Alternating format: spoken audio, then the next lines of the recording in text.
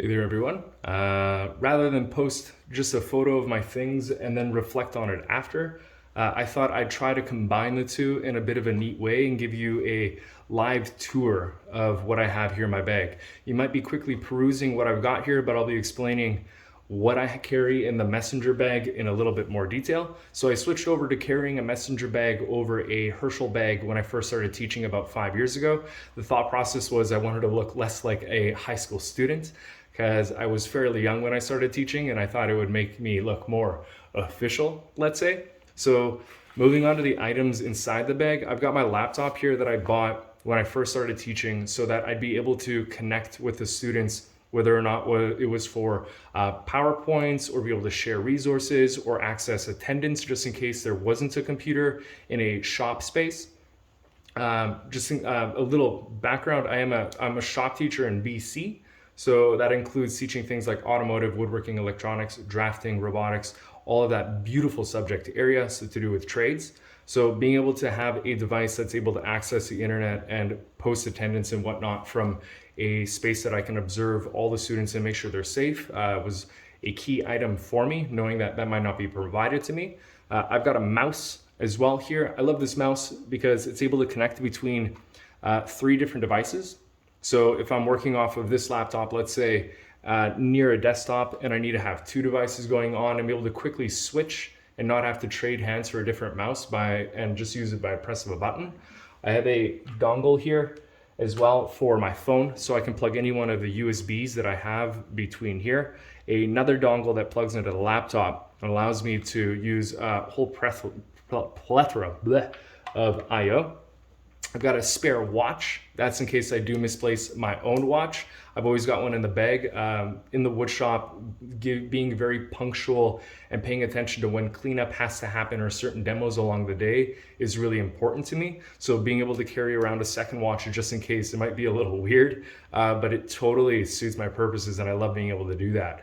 I've got the Chapstick as far as something a little bit more personal that I carry around just in case. My lips are chapped. I've got a bit of coffee, 2 different USB cables. That one's for a micro B. I keep that just in case I ever want to lend that out to anybody. A charging cable and charger to be able to power the laptop and the power bank, which could vice versa power each other, and also charge the headphones. And then also the device, which the camera, which is recording this right now.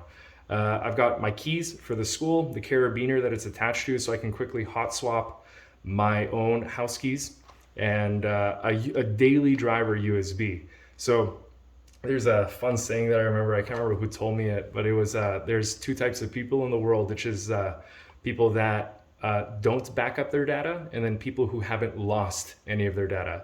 I found myself in a position where I did lose quite a bit of work that I had done. At one point I did manage to recover it, but the inconvenience that it created, I started carrying around a very large or a very small USB with a very large capacity and a spare one just in case I needed to switch out my daily driver. So all of my resources are backed up between those 2 locations at all times, so I'm able to use that. As far as text, I've got all these different pencils and things that I'm able to write in this beautiful notebook that was given to us from our administration. So this year, they've given us a little bit of a note. One thing that does follow me from notebook to notebook is this card that a student gave to me. So I'll read that if I'm ever feeling down or if I'm ever doubting my choices into going into teaching.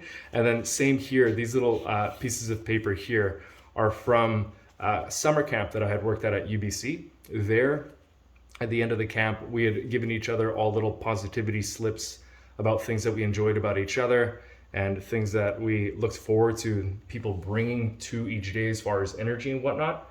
And I've kept those just for good vibes as far as something a little bit more personal. For text, I know that I do use the laptop quite a bit to be able to communicate or create documents and work with students through there. So there's definitely a text aspect through this. Digitally, yes, as well. The notebook for keeping notes and being able to jot down things quickly with students. So if we take a look here, even though text, we think of text as being limited to certain types of like calligraphy, letters, and communicating like that. I would go as far as even to say that drawings trying to communicate different joinery methods or dimensions or key design changes in products could also be considered a form of text or pictography, let's say. So there's a couple examples here and there of that for sure. And yeah, I suppose also the digital text that's available on the USBs, these have information ranging all the way back to when I first started creating content digitally on Word for different university classes and high school. So what would the bag end up looking like in the future?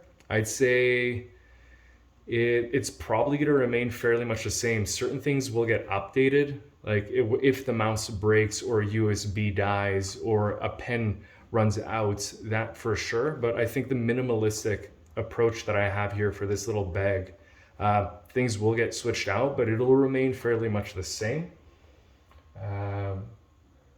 What an archaeologist might think about this period and the content in the bag in the future. I was pondering, would they be able to tell who the person was that was carrying it? Is there anything in this bag that differentiates me between, let's say, somebody from Gen Z or a millennial or a boomer? So, like myself, a millennial, I wonder if my gender would come across through this or something like that as well, just because of the array of things that I have sitting in front of me. But thank you so much for reflecting and finding the content in my bag and going through this live. I hope y'all had fun taking a look at this stuff, and I'll catch y'all hopefully in the future with some more content. Bye.